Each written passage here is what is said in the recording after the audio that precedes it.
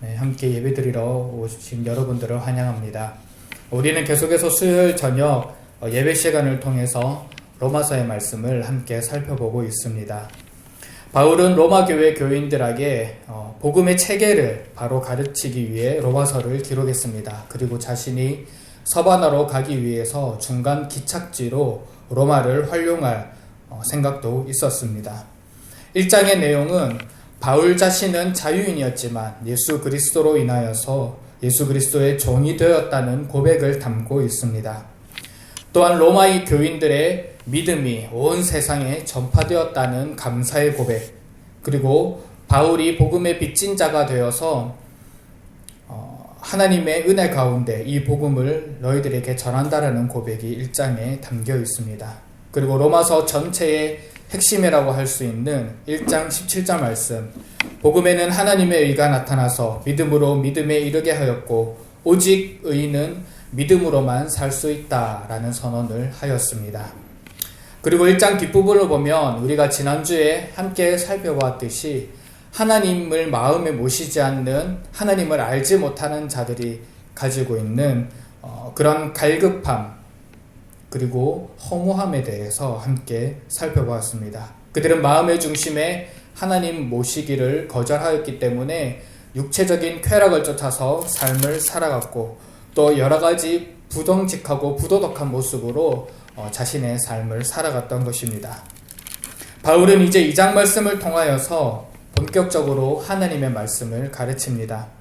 1장 말씀은 서론과 그리고 인사말, 이방인들을 향한 권면이 있었다면 이제 2장 말씀을 접어들면서 이방인들에게 했던 그 말씀이 이방인과 유대인들에게, 그리고 초점이 유대인들에게 옮겨지는 것을 우리는 2장 말씀을 통해서 살펴볼 수가 있습니다.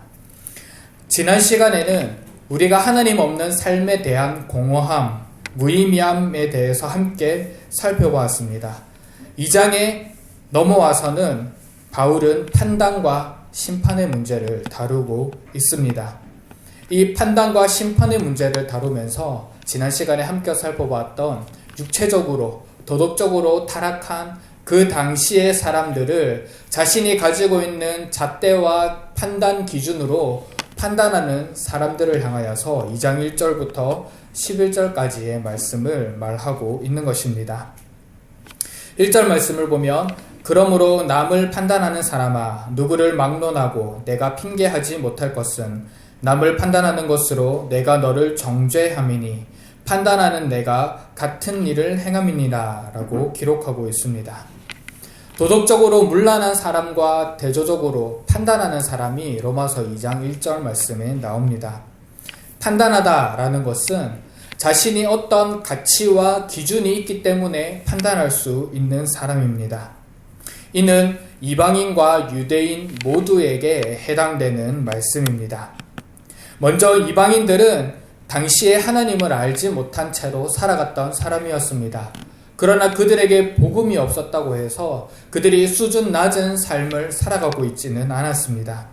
그들은 복음이 없었을 뿐 철학이 삶을 지배하는 삶을 살아가고 있었기 때문에 복음 외적으로는 아주 높은 수준의 삶을 살아가고 있었던 것입니다. 당시에 유행했던 스토아 철학을 따라서 기쁨이나 슬픔이 없는 평온한 상태, 아파테이아라는 그 상태를 추구했습니다. 그리고 이들은 고상한 삶을 추구했고 이들은 당시에 유명한 학자였던 세네카의 가르침을 따르던 도덕적으로 완벽하고자 노력을 했던 사람들이었습니다. 이들은 자신의 기준을 가지고, 자신의 판단 기준을 가지고 무절제하고 방종하고 방탕하게 살아가는 당시의 많은 사람들을 판단하고 있었던 것입니다. 또한 두 번째로는 유대인들이 있습니다. 유대인들의 판단 기준은 율법입니다. 하나님께서 이들에게 주신 하나님의 말씀, 유일한 기준인 율법을 가지고 하나님을 경외하지 않는 그 자들, 그리고 도덕적으로 방탕하고 타락한 그 사람들을 판단을 했던 것입니다. 따라서 이들은 당연히 이방인들을 판단할 수밖에 없었고 부정하다고 멸시했으며 말을 섞지도 않고 함께 식사를 하지도 않았습니다. 고상한 철학을 따르는 이방인, 그리고 하나님께서 율법을 주신 그 율법을 따라가는 유대인, 이들 모두가 도덕적으로 타락한 삶을 살아가는 당시의 사람들을 바라보며 판단했습니다. 나는 아니겠지. 나는 저들보다 훨씬 더 나은 삶을 살아가고 있어. 저 사람들은 너무나 미개라고 생각을 했습니다. 바울은 이런 사람들에게 일침을 놓는 말을 하고 있습니다. 판단하는 것으로 내가 너를 정죄한다라고 1절 말씀을 통해 말하고 있습니다.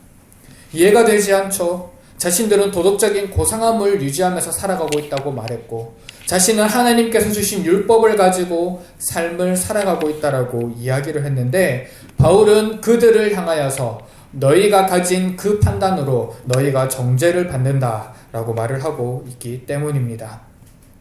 결국 바울에게 있어서 타락한 삶을 살아가고 있는 그 사람들이나 아니면 도덕적인 추구를 가지고 남들을 판단하는 이방인들이나 율법을 가지고 살아가고 있는 유대인들 모두가 동일한 선상에서 이해를 하고 있는 것입니다. 너희들 모두가 똑같다. 1절 마지막 부분을 말씀을 보면 너희 모두가 같은 일을 행하면서 살아간다 라고 바울은 말을 하고 있는 것이죠. 자, 바울은 왜 이런 말을 했을까요? 설교 전체를 통해서 계속해서 언급하며 강조할 거지만 그에 대한 해답은 1장 마지막 부분으로 돌아가야 합니다. 로마서 1장 25절 말씀을 보면 이는 그들이 하나님의 진리를 거짓 것으로 바꾸어 피조물을 조물주보다 더 경배하고 섬김이라 라고 기록되어 있습니다. 바울은 판단하는 자들, 비판하는 자들을 바라보면서 너희들이 도덕적으로 타락한 사람들이랑 동일한 위치에 있는 가장 큰 이유는 너희 마음의 중심에 하나님이 계시지 않기 때문이라고 설명을 하고 있습니다. 아무리 고상한 철학을 따라서 삶을 살아가고 그리고 도덕적으로 완벽한 삶을 살아간다고 할지라도, 그리고 아무리 율법을 따라 살아가고 하나님의 선택된 민족이라는 자부심을 가지고 살아간다라고 할지라도 그들의 마음의 중심에 하나님이 없고 그들의 마음의 중심에 예수 그리스도가 없으면은 모두 다 심판을 받고 판단받고 정죄를 받을 자라고 바울은 선언하고 있는 것입니다. 그래서 2절 말씀에 이런 일을 행하는 자에게 하나님의 심판이 진리대로 되는 줄 우리가 아노라 라고 기록하고 있습니다. 마음의 중심에 하나님이 없는 자, 나는 아니겠지, 나 정도면 괜찮겠지, 내가 가진 기준으로 저 사람은 잘못되었어 라고 판단하는 자들 또한 그 마음의 중심에 하나님이 계시지 않는다면 하나님의 심판을 받게 된다는 것입니다. 바울은 3절 말씀에 다시 한 번 더 반복합니다. 이런 일을 행하는 자를 판단하고도 같은 일을 행하는 사람아, 내가 하나님의 심판을 피할 줄로 생각하느냐. 방탕하고 탐욕스러운 삶을 살아가는 사람들을 보면서 나는 아니라고, 저들은 잘못되었다고, 나는 바르다고 생각하는 그 당시의 이방인들과 유대인들을 향하여서 그러나 결국 이들도 하나님의 심판을 벗어나지 못하게 됨을 바울은 설교하고 있는 것입니다. 4절 말씀에는 다시 한 번 더 그 이유에 대해서 설명합니다. 이들이 심판을 받게 되는 이유, 저들과 나는 분명히 다른 삶을 살아가고 있는데 왜 바울이 너희 모두가 똑같다 라고 하는 그 이유가 4절 말씀에 한 번 더 반복되어 있다는 거죠. 내가 하나님의 인자하심이 너를 인도하여 회개하게 하심을 알지 못하여 그의 인자하심과 용납하심과 길이 참으심이 풍성함을 멸시하느냐라고 되어 있습니다.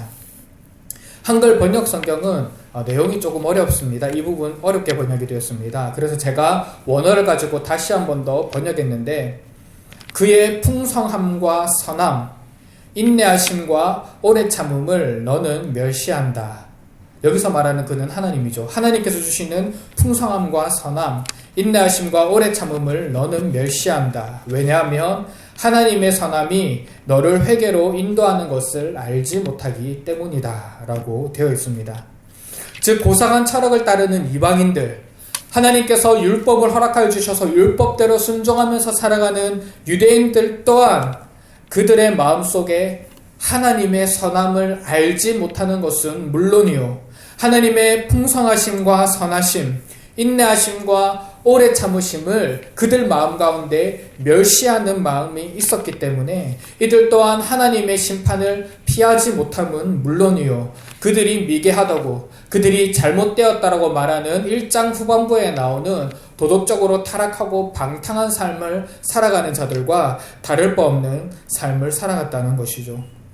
결국 바울은 5절 말씀을 통하여서 그들의 마음의 중심을 꿰뚫어보고 이들이 가지고 있는 것은 고집과 회개하지 않는 마음이라고 말하면서 이는 곧 진노의 날, 하나님의 의로우신 심판이 나타나는 그날에 이 말 진노를 쌓는다고 이방인들과 유대인들 모두를 향해 경고를 하고 있습니다.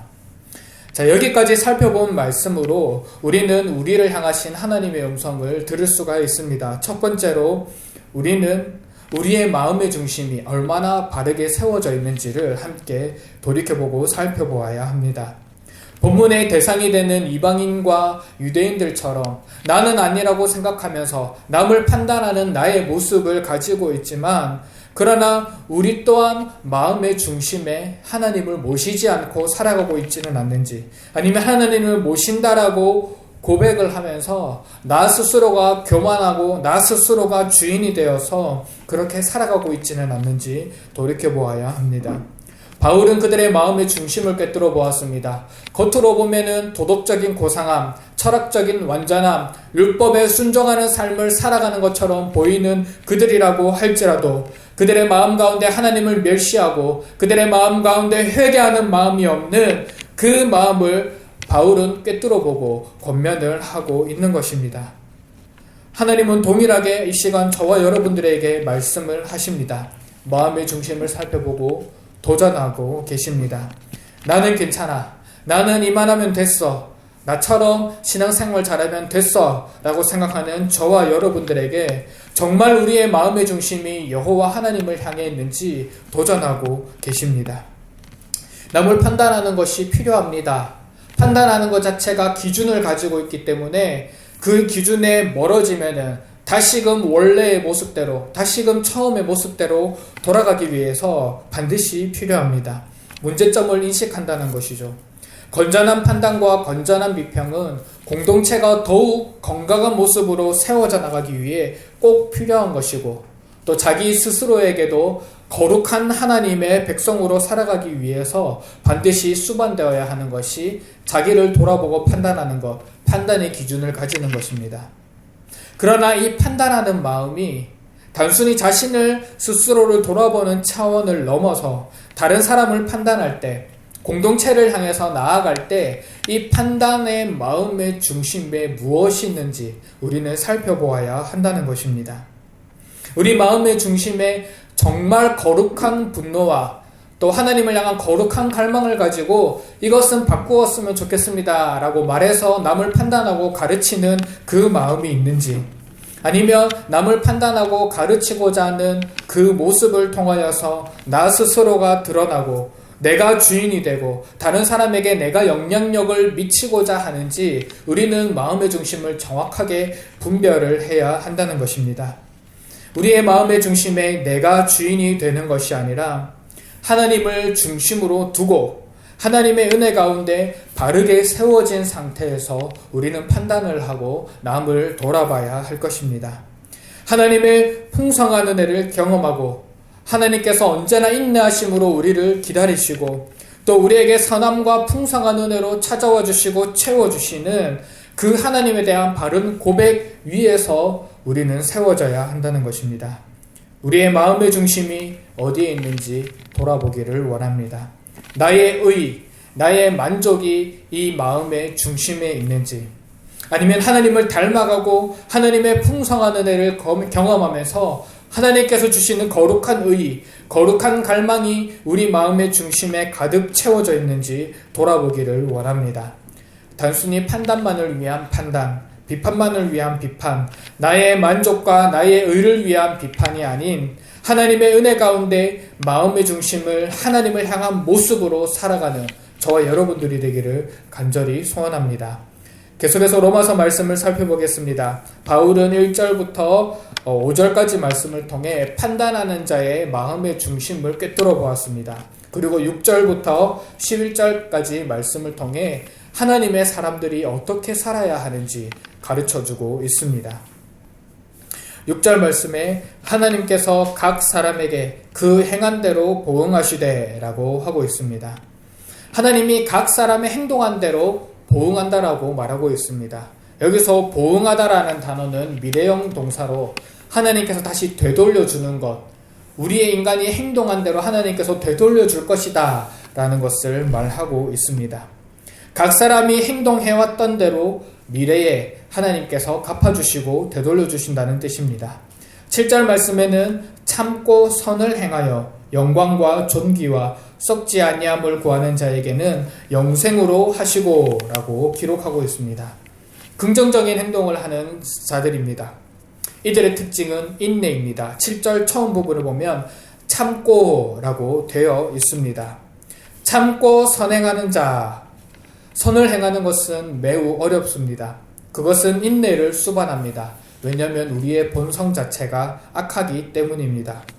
예수 그리스도의 십자가 보혈로 우리는 구원을 받았음에도 불구하고 새 사람을 입었음에도 불구하고 여전히 우리의 연약한 본성으로 인하여서 우리는 악을 향해 달려가고 있기 때문입니다. 계속해서 우리로 하여금 죄를 짓게 만들기 때문입니다. 그래서 우리는 인내해야 합니다. 그래서 우리는 투쟁해야 됩니다. 옛 소욕을 거스르고 새 사람으로 있기를 우리는 사모해야 합니다. 죄를 짓지 않도록 우리는 참아야 합니다. 그리고 선을 행해야 합니다. 선한 행실을 하는 사람들, 선한 일을 하는 자들이 구하는 것은 영광과 존귀와 썩지 아니함입니다. 이 세상에서 찾아볼 수 없는 가치입니다.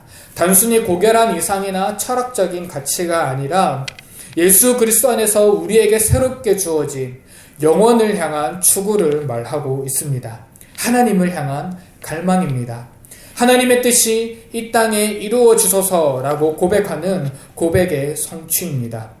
그것을 추구하는 자는 영생을 선물로 받는다라고 바울은 말하고 있습니다.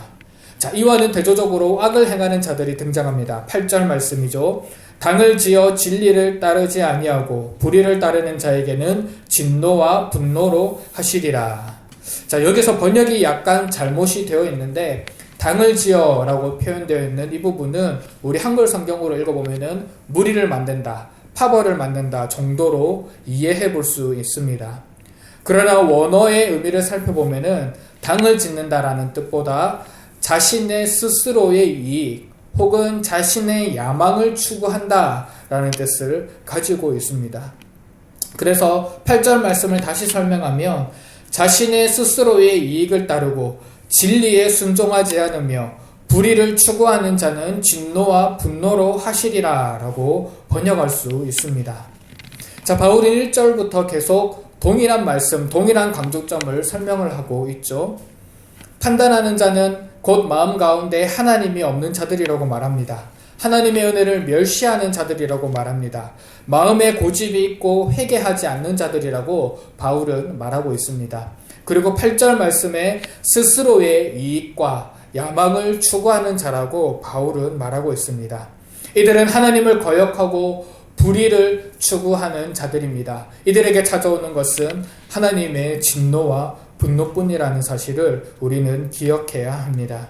자, 9절 말씀을 보면 악을 행하는 각 사람의 영에는 환난과 공고가 있으리니 먼저는 유대인에게요 그리고 헬라인에게며 라고 되어 있고 10절 말씀에 선을 행하는 각 사람에게는 영광과 존귀와 평강이 있으리니 먼저는 유대인에게요 그리고 헬라인에게라 라고 되어 있습니다. 바울은 말하고자 하는 맥락이 한결 같습니다. 그것은 이방인이나 유대인이나 구분 없이 상관없이 자신을 그럴듯하게 포장하고 남을 판단하는 그런 사람은 실상 그 마음에 하나님이 없는 자요. 실상 그들은 진노와 심판을 받게 될 자라는 것과 마음의 중심에 하나님을 모시고 살아가는 자들, 그래서 선한 영향력을 끼치면서 선한 행실을 하는 자들은 영광과 존귀와 평강과 영생을 얻게 된다는 내용을 바울은 2장 1절부터 11절까지의 말씀을 통해서 강조하고 있습니다. 자, 여기까지만 보면은 우리는 외적으로 드러나는 행동의 중요성에 대해서 바울이 말을 하고 있는 것 같습니다. 우리가 착한 일을 해야만, 행동으로 무엇인가 해야만 우리에게는 영원한 생명이 주어지고 영생을 얻는 것처럼 보입니다. 자, 그러나 이 본문의 말씀을 우리가 바르게 이해를 해야 합니다. 왜냐하면 우리의 인간의 행위, 인간의 어떠함으로 우리는 구원을 받을 수 없고, 전적으로 구원은 하나님께서 베풀어 주시는 일방적인 은혜와 선포이지 우리의 인간적인 행위와는 아무런 관련이 없기 때문입니다. 자, 그렇다면 본문이 말하는 선한 행동, 악한 행동은 우리가 어떻게 이해해야 하는 것일까요? 거기에 대한 힌트는 11절 말씀에 나와 있습니다. 하나님께서 외모로 사람을 취하지 아니하심이니라. 하나님은 사람의 중심을 보신다는 겁니다. 그 마음을 보신다고 하는 것입니다. 따라서 이들이 행동하는 것은 그들의 마음의 중심, 그들이 가지고 있는 마음의 본성에 따라서 행동이 따라서 나온다라고 우리는 이해를 해야 할 것입니다. 우리는 예수 그리스도로 인해서 새로운 사람으로 우리는 창조함을 받았습니다. 우리의 전인이 회복되었습니다. 우리에게 새 영이 부어졌고 새 본성이 주어졌습니다.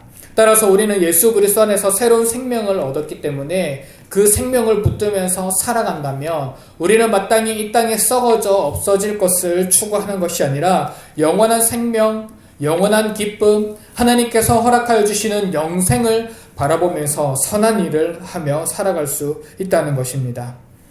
그래서 우리가 참고 인내함으로 끊임없이 우리의 옛 소욕과 투쟁함으로 하나님을 바라보면서 살아갈 수 있다는 것이죠. 반대로 우리가 악한 일을 한다는 것은 우리 안에 살아있는 옛 본성이 일을 한다는 것입니다. 우리의 욕망대로 살아가고 정욕대로 살아가고 하나님을 멸시하고 하나님을 하나님으로 인정하지 않고자 하는 마음이 우리의 옛 본성 안에 여전히 살아있기 때문에 우리가 그것을 따라 산다는 것은 곧 악한 일을 한다는 것이죠. 물론 하나님을 알지 못하는 자들에게는 악한 본성밖에 없습니다. 그들에게는 새롭게 창조될 새 사람이 없기 때문에 언제나 악한 일을 할 수밖에 없는 것이죠. 오늘 조금 어려운 내용을 여러분들과 함께 나누었습니다. 결국 행위를 통하여서 하나님의 은혜를 받고 구원을 받고 영생을 받는다는 것이 아니라 우리 안에 심겨진 복음의 씨앗, 새 생명의 씨앗이 자라나서 그 씨앗을 통하여서 우리가 선한 일을 할 수 있다는 것을 본문이 말을 하고 있다는 것이죠. 이 본문 말씀을 통해서 우리가 받을 수 있는 두 번째 은혜를 함께 나누고자 합니다. 그것은 우리가 끝까지 인내하고 하나님 안에서 선한 일을 해야 한다는 것이죠. 선한 일을 해야 한다는 것은 우리가 살펴보았듯이 7절 말씀처럼 영광과 존귀와 썩지 아니하는 것을 구하는 것입니다. 영광과 존귀와 썩지 아니할 것이 무엇입니까? 우리가 잘 알다시피 유일한 대답, 바로 우리의 생각대로 복음과 예수 그리스도입니다. 이 땅의 것은 다 썩어져 없어집니다. 인간은 너무나 무력하고 나약합니다. 시간이 지나면 인간이 가지고 있는 힘도 사라지고 능력도 사라지고 우리가 가지고 있는 재물도 사라지고 모든 것이 다 사라집니다. 이번 주에 장례식장에 다녀왔습니다. 25살이 된 사촌동생이 갑작스럽게 세상을 떠났다고 연락이 왔습니다. 그래서 주일 오후에 부산을 다녀왔습니다. 어르신들 모두가 충격을 받았습니다. 왜냐하면 젊은 나이에, 아직 한창인 나이에 세상을 떠났기 때문입니다. 사촌동생이 죽을 것이라고 아무도 생각을 못했습니다. 그러나 하나님의 정하신 때에 하나님의 부르심을 받았습니다. 사인은 알 수 없었습니다. 멀쩡하게 잘 걸어가다가 갑작스럽게 넘어져서 죽었습니다. 시체를 부검까지 해봤는데 내용 불명, 사인 미상으로 결론이 내려졌습니다. 입관식을 보았습니다. 정말 작았습니다. 이 세상에서 아무것도 가지고 갈 수 없다는 사실을 다시 한번 깨달았습니다. 이것이 우리가 살아가는 인생입니다. 이 땅에 썩어져 없어질 것들, 우리가 지금은 가지고 있으면 힘이 되고 권력이 되고 능력이 되고 추구하는 것처럼 여겨지는 이 땅의 모든 것은 있으면 유익하고 있으면 살아가기에 편한 것들이지만은 그러나 이것은 모두 다 썩어져 없어질 것들에 불과하다는 것입니다. 이런 것들이 우리에게 참된 만족을 가져다 줄 수 없다는 것입니다. 우리가 죽게 된다면 우리는 그 조그만한 관에 누워서 한 줌의 재로 먼지로 돌아가게 될 수밖에 없다는 사실을 우리는 기억해야 할 것입니다. 그래서 우리는 마음의 여호와 하나님을 모시고 예수 그리스도께서 허락해 주시는 십자가의 은혜를 가지고 날마다 성령 하나님과 동행하는 삶을 살아야 합니다. 이 땅에서 십자가를 날마다 지고 주님께서 가신 그 뒤를, 그 십자가의 길을 우리 또한 걸어가야 한다는 것이죠. 바울은 영원히 썩지 아니할 것이라고 표현된 이 표현을 고린도전서에는 부활과 연결시켜서 사용하였고, 디모데전서에서는 하나님의 영광을 가리킬 때 사용하였고, 디모데후서에서는 하나님을 가리킬 때에 표현을 했습니다. 즉 우리가 이 땅에서 추구하면서 살아가야 할 썩지 아니할 것들이라는 것은 결국 우리가 부활 이후에 가지게 될 영원한 생명을 의미하는 것이고, 하나님의 영광과 은혜를 의미하는 것이고, 우리는 마땅히 그것만을 추구하면서 이 땅에서 살아가야 한다는 것입니다. 하나님께서 은혜를 허락하여 주셨기 때문에, 우리에게 이 땅에서 삶을 허락하여 주셨기 때문에 하늘 소망을 가지고 하나님께서 허락하여 주신 사명을 가지고 우리의 하루하루를 살아가야 한다는 것이죠. 하나님께서는 저와 여러분들을 구원해 주셨습니다. 새로운 생명을 주셨습니다. 죽음에서 생명으로 옮겨주시는 기적을 허락해 주셨습니다. 그래서 우리가 이 땅에서 추구하며 살아가야 하는 것은 이 땅에 썩어져 없어질 것들이 아니라 영원한 하늘의 소망, 영생을 바라보며 살아가야 합니다. 예수 그리스도의 십자가입니다. 우리가 이것을 추구하면서 살아갈 때 이 땅에서 선한 삶을 살아갈 수 있는 것입니다. 이제 말씀을 마치도록 하겠습니다. 오늘 본문 말씀을 통해 바울은 당시의 이방인들과 유대인들에게 두 가지 권면을 했습니다. 판단하는 자는 그 중심을 보라는 것입니다. 그 중심에 하나님이 있는지 아니면 자기 만족, 자기 의가 있는지 돌아보라라는 권면입니다.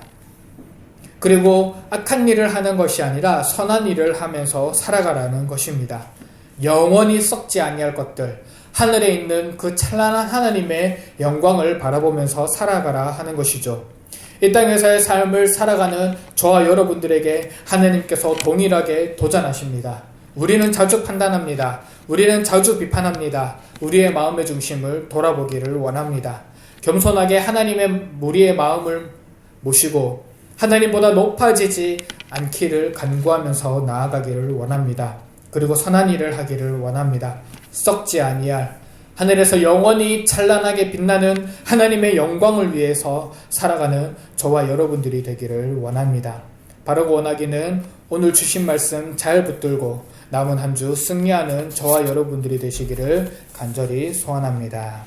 아멘. 네, 우리